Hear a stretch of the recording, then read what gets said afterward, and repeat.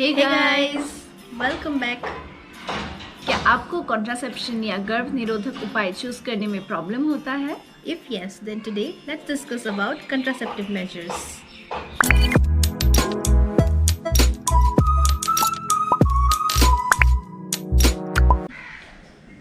तो आपकी जानकारी के लिए सबसे पहले एक चीज़ बता देती हूँ। जो कॉन्ट्रासेप्टिव या गर्भ निरोधक उपाय होते हैं वो दो प्रकार के होते हैं। एक होता है टेम्परेरी मेजर्स और एक होता है परमानेंट मेजर्स। और पहले हम डिस्कस करेंगे temporary measures. Actually temporary measures वो होता है जो आप कम समय के लिए यूज़ करते हैं, जैसे कि दो बच्चे के बीच में गैप रखने के लिए या आपको गर्भ धारण नहीं करना है तो उसमें हम लोग टेम्परेरी मेजर्स यूज़ करते हैं। और परमानेंट मेजर्स वो होता है जिसके चलते आप पूरा कम्प्लीटली आपका मतलब गर्भधारण बंद हो जाएगा, तो उसे हम लोग बोलते हैं permanent measures. So let's discuss first about temporary measures. Natural method जानने के लिए कौन सा अनसेफ पीरियड है वो जानना बहुत ज़रूरी है। अनसेफ पीरियड आपके मेंस्ट्रुअल साइकिल में वो पीरियड होता है जिस दौरान आपको सेफ रहना होता है, क्योंकि उस दौरान आपके प्रेग्नेंट होने के चांसेस अत्यधिक होते हैं, सबसे ज़्यादा होते हैं। तो चलिए देखते हैं सेफ पीरियड कब से कब तक है।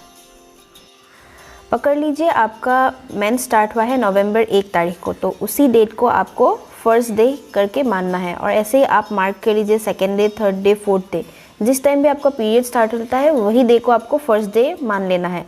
जैसे कि ये कैलेंडर में आपका नवंबर 1 को पीरियड स्टार्ट हुआ, तो उसको लेके काउंट करके 14 डेज़ को आप मार्क कर लीजिए। उसके 3 दिन पहले और 14 के 3 दिन बाद ये पीरियड जो होता है ये होता है हम लोग का फर्टाइल पीरियड। ये टाइम में आपको एक साथ पार्टनर के साथ नहीं रहना है, और ये मेथड फॉलो होगा अगर आपका साइकिल 28 to 30 डेज़ का होता है।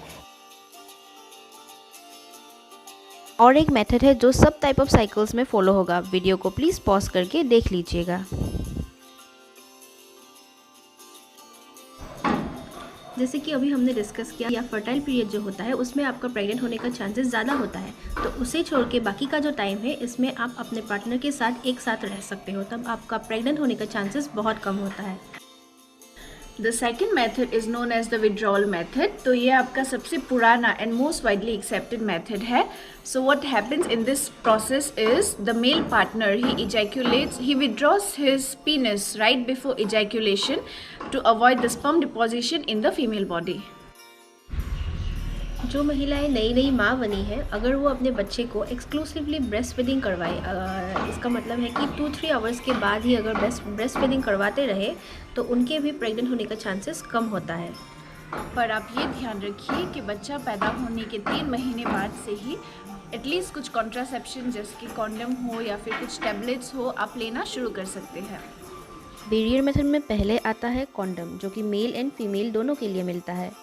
They not only give protection but also prevents you from sexually transmitted diseases, जैसे कि हो गया आपका HIV and other pelvic inflammatory diseases। Next barrier method में आता है डायफ्राम। अगर आप डायफ्राम इस्तेमाल कर रहे हैं तो ये ध्यान रखिए कि आपको इसको इंटरकोर्स के 3 घंटे पहले ही पहनना है, और इंटरकोर्स ख़त्म होने के 6 घंटे तक आपको इसे पहने रखना है।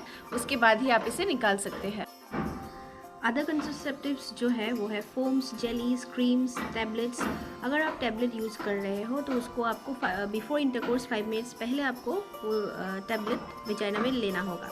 और इसके साथ एडिशनली इसका एफिकेसी बढ़ाने के लिए आप लोग यूज़ कर सकते हैं कॉन्डम। और एक है कंट्रासेप्टिव जो है स्पंज, उसको आप इंटरकोर्स करने के बाद भी आपको 6 आवर्स तक उसको लगाए रखना होगा।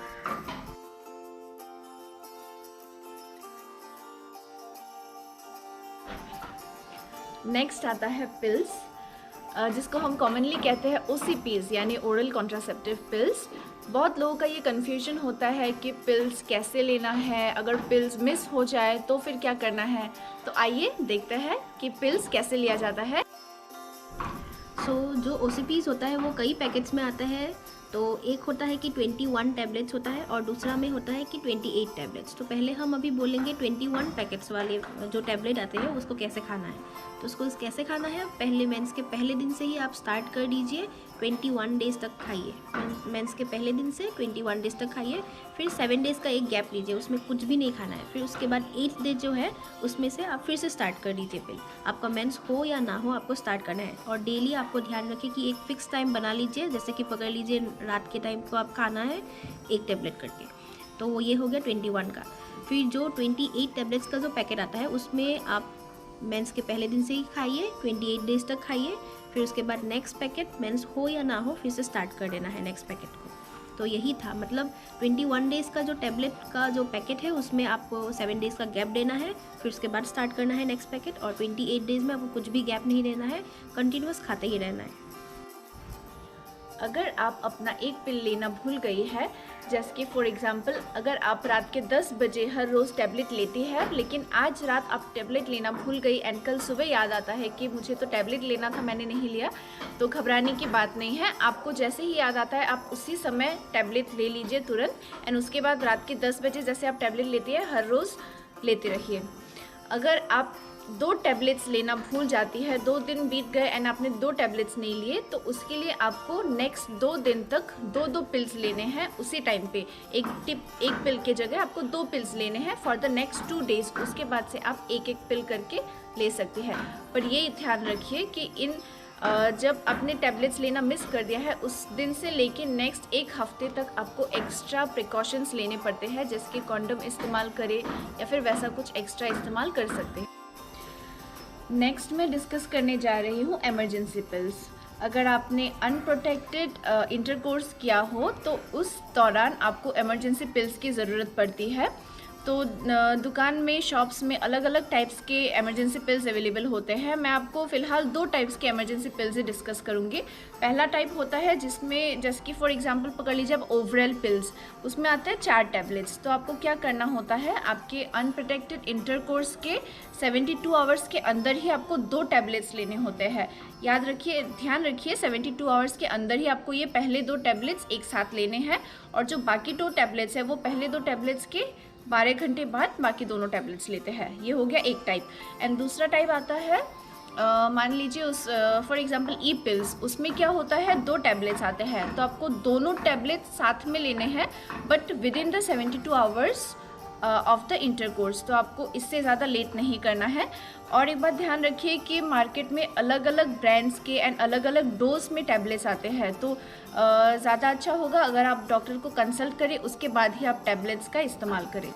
IUCD 2 बच्चे के बीच में गैप देने के लिए परफेक्ट होता है, और एक्सपीरियंस डॉक्टर के वहाँ पे जाके ही आप ये अपनी योनि में लगाइए, और डिफरेंट ड्यूरेशंस में आता है जैसे कि चार्ट में लिखा हुआ है।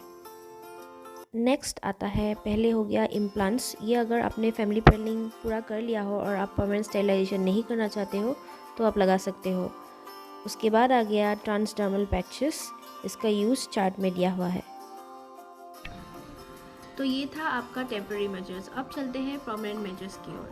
तो पहला होता है कि मेल में भी हो सकता है ये परमानेंट मेजर्स हम लोग कर सकते हैं, या फीमेल में भी कर सकते हैं। तो मेल में जो होता है उसको बोलते हैं हम वेसेक्टोमी, एंड फीमेल में जो करते हैं उसको बोलते हैं हम ट्यूबेक्टोमी। ट्यूबेक्टोमी में क्या होता है, जो फीमेल में होता है तो उसमें फैलोपियन ट्यूब को कट करके लाइगेट कर दिया जाता है। कि फैमिली प्लानिंग के हिसाब से आपका अगर लास्ट बच्चा डिलीवरी हो गया है थ्रू सीजरियन, तो उसी टाइम ही आप ये ट्यूबेक्टोमी कर सकते हो। सीजरियन सेक्शन के टाइम में ही आप कर सकते हो।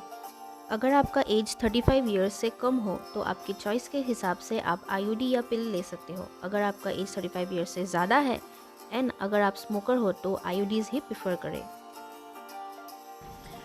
हे गाइस, तो यही था आज का वीडियो। आई होप आप सबको हमारा ये वीडियो अच्छा लगा हो, और प्लीज़ कमेंट सेक्शन में जाके बताइए कि आप नेक्स्ट वीडियो क्या देखना चाहते हैं। We would love to hear suggestions from you.